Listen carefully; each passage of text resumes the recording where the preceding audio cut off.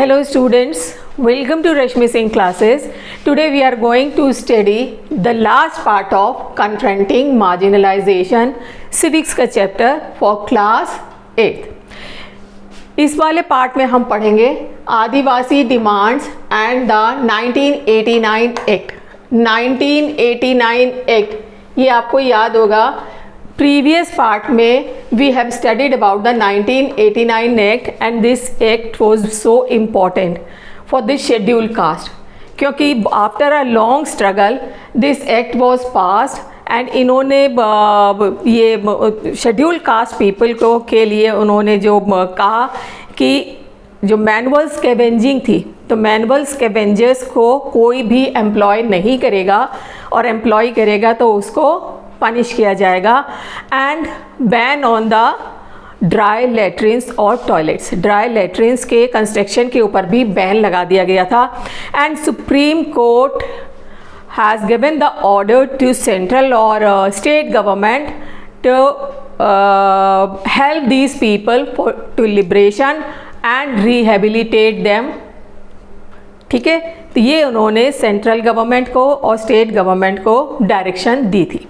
अब Adivasi demand and the 1989 act, this act is important for Adivasis also. कैसे है? The act 1989 is important for another reason. एक तो schedule caste people के लिए और दूसरे रीज़न से भी बहुत इम्पॉर्टेंट है। Adivasi activist refer to it to defend their rights to occupy land and that was traditionally theirs। इसमें आदिवासी एक्टिविस्ट ने इस लॉ को, इस एक्ट को रेफर किया था और डिफेंड किया था अपने राइट्स के लिए कि जो हमारी लैंड है हम ही को मिलनी चाहिए, वो ट्रेडिशनली हमारी ही है। इसको इस अपनी बात कहने के लिए उन्होंने इस एक्ट को रेफर किया था।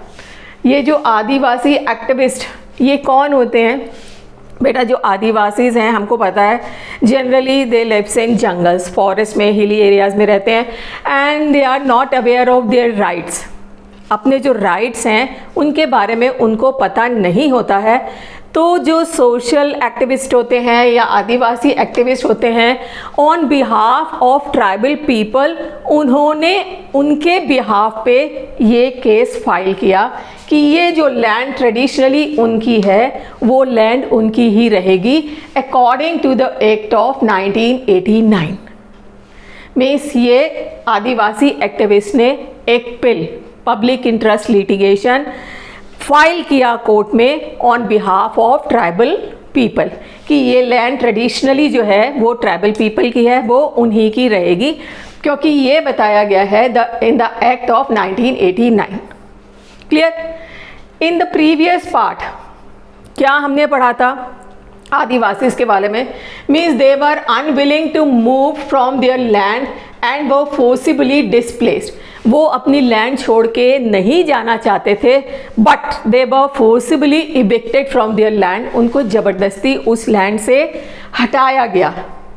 एनक्रोचर शुड बी पनिश्ड। तो इन्होंने जो आदिवासी एक्टिविस्ट थे तो उन्होंने ये कहा कि इसके लिए जो एनक्रोचर्स थे जिन्होंने उनको ज़बरदस्ती हटाया है उनको पनिश करना चाहिए and there land should be given back, और उनकी जो लैंड है ट्राइबल पीपल को वापस मिलनी चाहिए according to the act of 1989। Clear? समझ में आ गया बेटा? And they had also pointed to the facts that this act confirms. ये जो एक्ट है ये क्या कन्फर्म करता है, इसकी तरफ भी जो एक्टिविस्ट थे आदिवासी एक्टिविस्ट उन्होंने पॉइंट आउट किया। The land belonging to the tribal people can not be sold और bought by non tribal people. ये जो ट्राइबल पीपल की लैंड है नॉन ट्राइबल पीपल ना उसको खरीद सकते हैं ना बेच सकते हैं। मीन्स ये उनकी लैंड है, ये उन्हीं का राइट है। Clear? Second, in case where this happens the constitution guarantees the right of tribal people to repossess their land. और जहाँ पे उनको इवेक्टेड करके हटा दिया गया है अब ये ट्राइबल पीपल का राइट है कि वो अपनी लैंड को दोबारा दोबारा ले सकते हैं according to act 1989। And third, ये भी इंपॉर्टेंट है, those who can not longer go back to their land. कुछ लोग ऐसे हैं जो बाहर चले गए और वहाँ सेटल हो गए और दोबारा फॉरेस्ट में अपने लैंड के पास नहीं आना चाहते हैं या नहीं आ पा रहे हैं, land demanded resettlement elsewhere और sufficient money to make up for their losses. उनको भी कंपनसेशन मिलना चाहिए और जो उन्होंने लॉसेस बियर किए हैं वो सब कंपनसेट किए जाने चाहिए अकॉर्डिंग टू एक्ट 1989। इसकी तरफ पॉइंट आउट किया हमारे आदिवासी एक्टिविस्ट ने। क्लियर? नाउ कम है C.K. जानू। C.K. जानू एक आदिवासी एक्टिविस्ट थी and she was the leader, वो एक लीडर भी थी आदिवासी गोथरा महासभा, वहाँ की लीडर भी थी।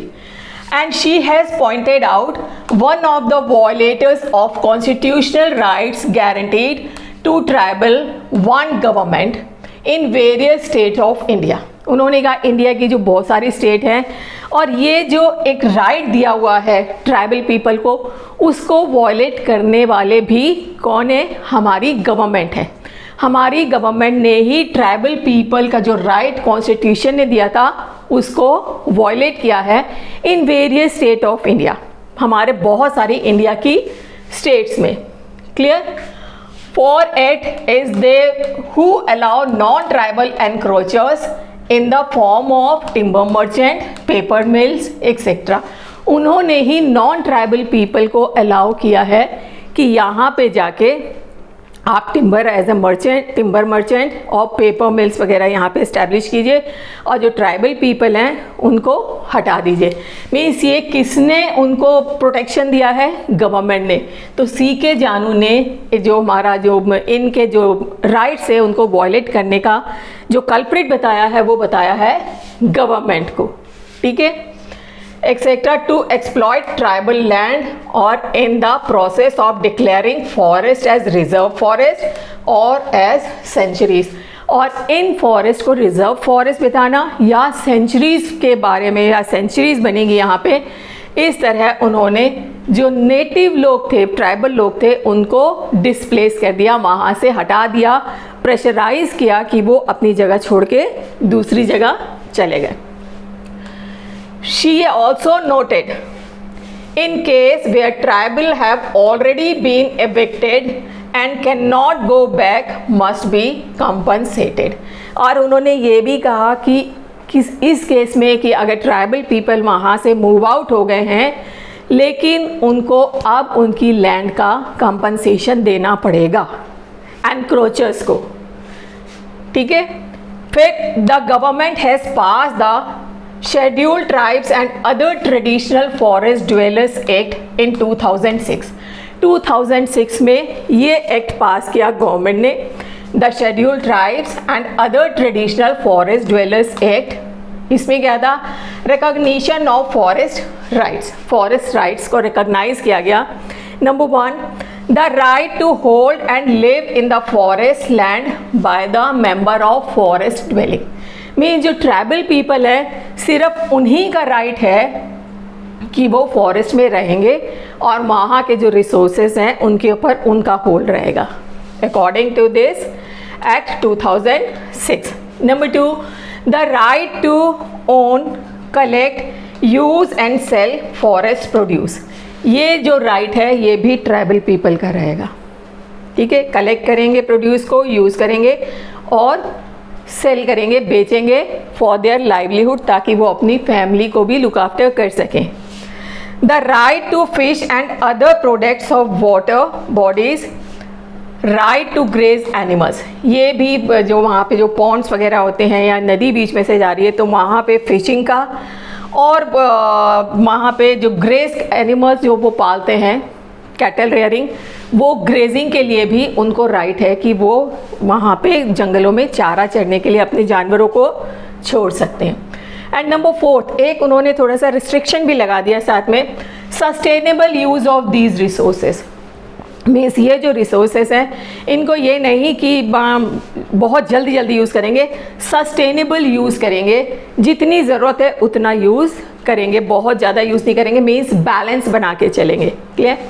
Can not destroy forest and wild life, और वाइल्ड लाइफ को और फॉरेस्ट को डिस्ट्रॉय नहीं करेंगे ट्राइबल पीपल। कैसे? कट ट्रीज, कि वो सॉरी पेड़ काटना शुरू कर दे, या ट्रैप वाइल्ड एनिमल्स को ट्रैप करना शुरू कर दे, ये सब के लिए उनको परमिशन नहीं थी, वो ये इसके लिए वो अलाउड नहीं थे। रहेंगे वो सब ठीक है। इस तरह ये जो एक्ट था 1989, इसको रेफ़र किया C.K. जानू ने, और ट्राइबल पीपल को उनके राइट्स मिले। अच्छा, एक चीज़ जो बहुत इंपॉर्टेंट है जो हम एंड में बताना चाहेंगे, अ लॉ और policy on paper does not mean that it exist in reality. कोई भी लॉ या पॉलिसी बना के हम पेपर पे रख दें, इसका मतलब नहीं है कि वो रियलिटी में एग्जिस्ट कर रही है सोसाइटी में। बना लिया एक लॉ और वो पेपर में दब गया, वो लॉ एग्जिस्ट नहीं करेगा। उसके लिए क्या क्या क्या होना चाहिए? People have had to constantly work it on to translate these into principles. लोगों को इस पे कॉन्स्टेंटली काम करना पड़ेगा ताकि ये जो लॉ है ये एक उसूल या नियम बन जाए। क्लियर? क्योंकि पेपर अगर दब गया और वो एग्जिस्ट नहीं कर रहा तो ऑल आर यूजलेस। ताकि वो नियम बन जाए that guides the action of your fellow citizens और इवन द लीडर्स। या जो ये नियम है ये सबके लिए जो पीपल हैं और जो लीडर्स हैं उनको गाइड करते रहेंगे, तभी इन लॉज का फ़ायदा है सोसाइटी में, अदरवाइज नहीं। क्लियर? समझ में आया? और बेटा आपके कबीर के दोहे, आप हिंदी में कबीर की भी स्टोरी पढ़ी होगी, ठीक है? कबीर की स्टोरी, कबीर ने भी he also condemned the caste system. उन्होंने भी कास्ट सिस्टम को कंडेम किया, खंडन किया कि कोई भी ऊंचा या नीचा, कोई ऊंची नीची कास्ट नहीं है, all are same, so no one can be discriminated. किसी को भी डिस्क्रिमिनेट नहीं किया जाना चाहिए अकॉर्डिंग टू कबीर। कबीर के दोहे हम सब पढ़ते हैं जो अभी भी हमें बताते रहते हैं कि कास्ट सिस्टम वगैरह कुछ नहीं है। तो this is all about the Adivasi demands and the act 1989। इस तरह हमारा ये जो चैप्टर है बेटा कंप्लीट होता है। I hope you understand it well. अगर आपको समझ में आया है, अच्छा लगा है, then you like and subscribe the channel and don't forget to press the bell icon. Thank you.